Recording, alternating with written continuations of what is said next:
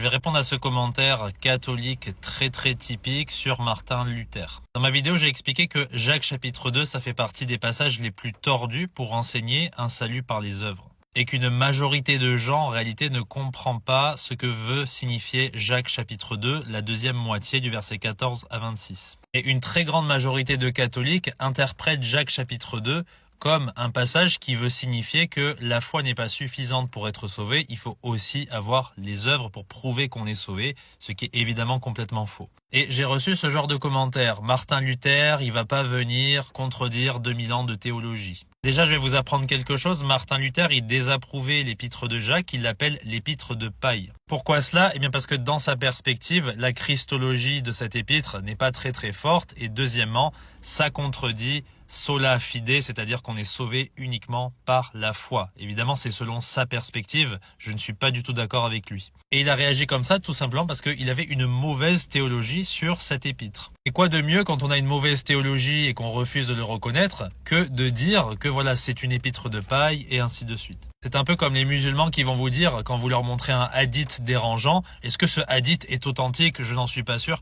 C'est le même principe, entre guillemets. C'est pour ça que j'en ai absolument rien à faire de la théologie de Martin Luther. Je n'ai pas besoin de ses commentaires bibliques pour comprendre la parole de Dieu. Et j'ai encore moins besoin de l'interprétation catholique de ce passage qui est tout autant erronée. Dites-vous que les catholiques ils fonctionnent dans une pensée binaire. Si tu n'es ni catholique ni orthodoxe, tu es forcément dans une dénomination qui s'est fait influencer il y a plusieurs siècles par ce vilain Martin Luther ou Jean Calvin. Sauf que non, je ne suis ni catholique ni orthodoxe, ni luthérien, ni calviniste. Voilà. Ça dérange, mais c'est comme ça, parce que je lis la parole de Dieu et la parole de Dieu ne m'amène dans aucune de ces directions. Et comme pour beaucoup de personnes, quand on n'arrive pas à placer quelqu'un dans une catégorie, ça dérange, c'est énervant.